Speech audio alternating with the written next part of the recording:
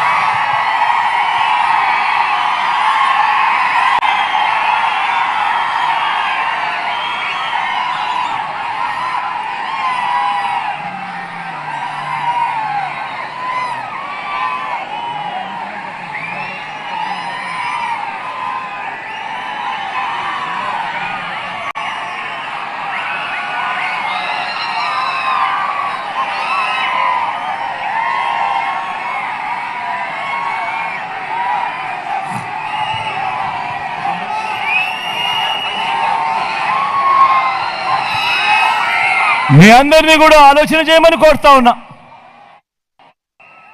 అందరినీ కూడా సవినయంగా ఆలోచన చేయమని అడుగుతా ఉన్నా.